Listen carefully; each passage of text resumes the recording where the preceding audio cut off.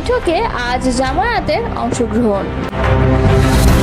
দেশে ফিরছেন তারেক রহমান। গুলশানের 196 নম্বর বাড়িতে প্রস্তুতির শেষ পর্যায়ে। আমাদের বাঁচান, তেহরানে আটকে পড়া বাংলাদেশিদের আকুতি। হুঁশিয়ারির সময় শেষ, এবার শাস্তি, নেতানিয়াহুকে ইরানি সেনাপ্রধান। এতক্ষণ শুনছিলেন সংবাদ শিরোনাম, এবারে বিস্তারিত। সংস্কার প্রশ্নে রাজনৈতিক দলগুলোর সঙ্গে মঙ্গলবার জাতীয় ঐকমত্য কমিশনের দ্বিতীয় দফা বৈঠকে অংশ নেয়নি বাংলাদেশ জামায়াতে ইসলাম। তবে বুধবার অনুষ্ঠেয় বৈঠকে অংশ নেবে দলটি। এ বিষয়ে ইতিবাচক চিন্তা করছে জামায়াত। মঙ্গলবার রাতে কালবেলাকে বিষয়টি নিশ্চিত করেন জামায়াতের সহকারী secretary general doctor AHM Hamidur Rahman Azad. তিনি জানান, তারা বুধবারের বৈঠকে অংশগ্রহণ করার বিষয়ে ইতিবাচক চিন্তাভাবনা করছেন। জানা যায়, মঙ্গলবার দুপুরে 11:15টার দিকে আনুষ্ঠানিকভাবে ঐকমত্য কমিশনের সংলাপ শুরু হয়। তবে জামায়াতের কোনো প্রতিনিধি দল যোগ দেয়নি। এই বিষয়ে দলটির নায়েবে আমির ডক্টর সৈয়দ আবদুল্লাহ মোহাম্মদ তাহেরের কাছে জানতে চাইলে তিনি বলেন, আমরা অংশ নিচ্ছি না। এর বেশি কিছু তিনি বলতে চাননি। প্রসঙ্গত, মঙ্গলবারের বৈঠকে বিএনপির স্থায়ী কমিটির সদস্য সালাউদ্দিন আহমেদের নেতৃত্বে দলটির 3 সদস্যের প্রতিনিধি দল এলডিপি, গণ অধিকার পরিষদ, গণসংহতি আন্দোলন, এবি পার্টি, বাংলাদেশের বিপ্লবী ওয়ার্কার্স পার্টি এবং এনসিপি সহ বিভিন্ন দলের প্রতিনিধিরা অংশ নেয়। জাতীয় ঐকমত্য কমিশনের একটি সূত্রের দাবি, মঙ্গলবারের বৈঠকে জামায়াত থাকবে না। বিষয়টি দলের পক্ষ থেকে জানানো হয়েছে। কারণ হিসেবে তারা বলেছেন, গত 13 জুন প্রধান উপদেষ্টার লন্ডন সফরে বিএনপির ভারপ্রাপ্ত চেয়ারম্যান তারেক রহমানের সঙ্গে হওয়া বৈঠকের যৌথ ঘোষণার মাধ্যমে তাদের ইগনোর করা হয়েছে। প্রতিবাদ স্বরূপ তারা মঙ্গলবারের বৈঠকে যোগ দেবে না। কমিশনের পক্ষ থেকে 2 ঘন্টা পরে হলেও তাদের যোগ দিতে অনুরোধ করা হয়েছে বলে জানা গেছে। জানা যায়, জাতীয় ঐকমত্য কমিশনের বৈঠকে জামায়াতের প্রতিনিধি দলে নেতৃত্ব দিয়ে থাকেন নায়েবে আমির ডক্টর সৈয়দ আবদুল্লাহ মোহাম্মদ তাহের। ঈদের আগের বৈঠকে তার সঙ্গে ছিলেন সহকারী সেক্রেটারি জেনারেল রফিকুল ইসলাম খান ও হামিদুর রহমান আজাদ। আসন্ন জাতীয় নির্বাচন ঘনিয়ে এলে ও তারিখ সুনির্দিষ্ট হলে দীর্ঘ 17 বছর নির্বাসিত জীবনের অবসান ঘটিয়ে শিগগিরই দেশে ফিরতে যাচ্ছেন বিএনপির ভারপ্রাপ্ত চেয়ারম্যান তারেক রহমান। দেশে ফিরে রাজধানীর গুলশানে এভিনিউর 196 নম্বর বাড়িতে উঠবেন তিনি। বিচারপতি আব্দুস সাত্তার সরকারের সময় 1.5 বিঘা জমির উপর নির্মিত বাড়িটি খালেদা জিয়ার নামে বরাদ্দ দেওয়া হয়েছিল।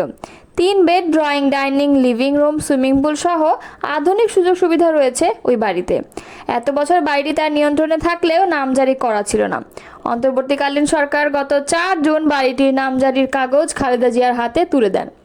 আগে মাল্টিন্যাশনাল কোম্পানি ব্রিটিশ আমেরিকান টোব্যাকোর সিইও এই বাড়িতে ভাড়া থাকতেন। 6 মাস আগে তিনি বাড়িটি ছেড়ে দেন। এরপরই তারেক রহমান থাকার উপযোগী করতে প্রয়োজনীয় সংস্কারের উদ্যোগ নেওয়া হয়। বাড়িটি এখন পুরোপুরি প্রস্তুত বলে সংশ্লিষ্ট সূত্র নিশ্চিত করেছে। 1981 সালে রাষ্ট্রপতি জিয়াউর রহমানের মৃত্যুর পর তার স্ত্রী বেগম খালেদা জিয়াকে এই বাড়িটি বরাদ্দ দেওয়া হয়। এটি গুলশানে তার বর্তমান বাসভবন ফিরোজার পাশেই অবস্থিত। উল্লেখ্য, এর বাইরে ঢাকা সেনানিবাসের ভেতরেও আরেকটি বাড়ি খালেদা জিয়াকে বরাদ্দ দেওয়া হয়েছিল। বিগত আওয়ামী লীগ সরকারের সময় সেনানিবাসের ওই বাড়ির বরাদ্দ বাতিল করে খালেদা জিয়াকে সেখান থেকে বের করে দেওয়া হয়।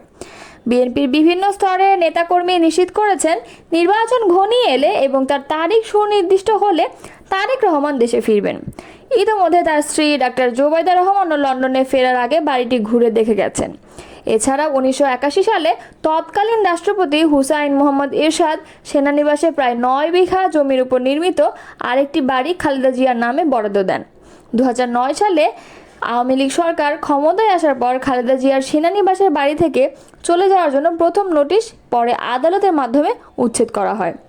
2010 সালে ডিসেম্বরে শহীদ মইনুল হোসেন রোডের বাড়ি থেকে উচ্ছেদের পর খালেদা জিয়া কিছুদিন ভাই শামীম ইস্কান্দারের বাড়িতে ছিলেন। 2012 সালের 21 এপ্রিল ফিরোজায় ওঠেন তিনি। 111 সরকারের সময় 2007 সালের 7 মার্চ তারেক রহমানকে গ্রেফতার করা হয়। 2008 সালের 3 সেপ্টেম্বর জামিনে মুক্তি পেয়ে 11 সেপ্টেম্বর চিকিৎসার জন্য সপরিবারে লন্ডনে যান তিনি।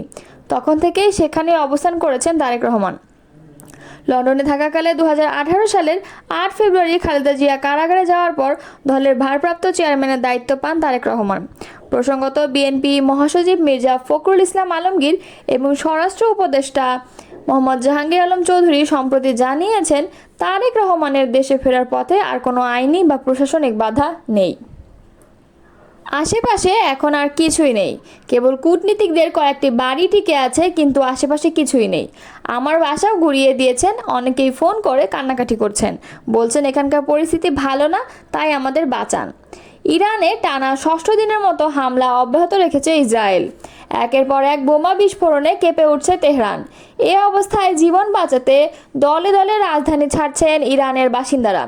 গত কয়েকদিন ধরেই রাস্তায় তীব্র যানজট সৃষ্টি হতে দেখা যাচ্ছে।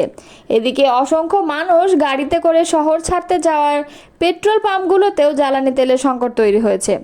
ঘন্টার পর ঘন্টা অপেক্ষা করেও অনেকে তেল পাচ্ছেন না।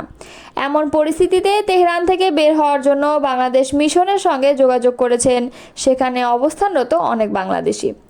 ইরানের রাজধানী তেহরানে সোমবার ইসরায়েলের হামলায় সেখানকার বাংলাদেশ দূতাবাসে কর্মরত কর্মকর্তাদের বাসভবনও ক্ষতিগ্রস্ত হয়েছে। এর মধ্যে অন্তত একজন কর্মকর্তার বাড়িঘর ব্যাপকভাবে ক্ষতিগ্রস্ত হয়েছে বলে জানা যাচ্ছে। তবে হামলার সময় ওই কর্মকর্তা বাড়িতে না থাকায় প্রাণে বেঁচে গেছেন। তেহরানে বাংলাদেশ দূতাবাসের কর্মকর্তারা মূলত জর্ডান নামের একটি এলাকায় বসবাস করেন, যেটি পড়েছে তেহরানের 3 নম্বর জেলায়। ওই এলাকায় ইরানের রাষ্ট্রীয় টেলিভিশন ভবন সহ বেশ কিছু গুরুত্বপূর্ণ স্থাপনা রয়েছে, যেগুলোতে সোমবার ঘোষণা দিয়ে হামলা চালিয়েছে ইসরায়েল। হামলার আগে বাসিন্দাদের সরে যেতে বলা হয়েছে। এতে প্রাণহানি কিছুটা কম হলেও ক্ষতিগ্রস্ত হয়েছে অসংখ্য স্থাপনা। সোমবার দুপুরে তেহরানের 3 নম্বর জেলায় ইসরায়েলি সেনারা হামলায় ঘোষণা দেওয়ার পর সেখানকার বাংলাদেশ মিশনে কর্মরত কর্মকর্তা কর্মচারী সহ বাংলাদেশি নাগরিকদের সবাইকে ওই এলাকা থেকে সরে যাওয়ার নির্দেশ দেয় ঢাকা। এরপর তেহরানে অবস্থিত বাংলাদেশের দূতাবাস কমপ্লেক্স ছেড়ে যান সেখানকার কর্মীরা। যদিও বর্তমানে তারা তেহরানের অন্য এলাকায় অবস্থান করছেন, কিন্তু ইসরায়েলি হামলার ব্যাপ্তি ক্রমেই বাড়তে থাকায় এখন নাগরিকদের তেহরানের বাইরে সরিয়ে নেওয়ার পরিকল্পনা করছে পররাষ্ট্র মন্ত্রণালয়। ইরানের সশস্ত্র বাহিনী chief of staff major general Abdur Rahim Musavi ঘোষণা করেছেন, দখলদার ইসরায়েলি শাসনের বিরুদ্ধে শীঘ্রই শাস্তিমূলক অভিযান শুরু করতে যাচ্ছে ইরান। মঙ্গলবার রাতে এক ভিডিও বার্তায় তিনি বলেন, ইরান এখন পর্যন্ত যে পাল্টা হামলাগুলো চালিয়েছে সেগুলো মূলত সতর্কবার্তা এবং প্রতিরোধমূলক ছিল। প্রকৃত শাস্তিমূলক অভিযান এখনও শুরু হয়নি। মঙ্গলবার এক প্রতিবেদনে এ খবর দিয়েছে তাসনিম নিউজ। তিনি বলেন, যেসব সামরিক অভিযান আমরা এখন পর্যন্ত চালিয়েছি তা শুধুই হুঁশিয়ারি। ইসরায়েলি আগ্রাসনের প্রতিক্রিয়ায় এখন শাস্তির পালা আসছে। ভিডিও বার্তায় মুফতি ইসরায়েল অধিকৃত ফিলিস্তিনি ভূখণ্ডের অধিবাসীদের, বিশেষ করে তেল আবিব ও হাইফার বাসিন্দাদের উদ্দেশ্যে হুঁশিয়ারি দিয়ে বলেন, জীবন বাঁচাতে এসব এলাকা ত্যাগ করুন। বেনিয়ামিন নেতানিয়াহুর পশুত্বসুলভ আকাঙ্ক্ষার বলি হবেন না। তিনি আরও বলেন, ইরানি জাতি কখনো কোনো আগ্রাসনের সামনে মাথা নত করেনি, ইতিহাস তার সাক্ষী।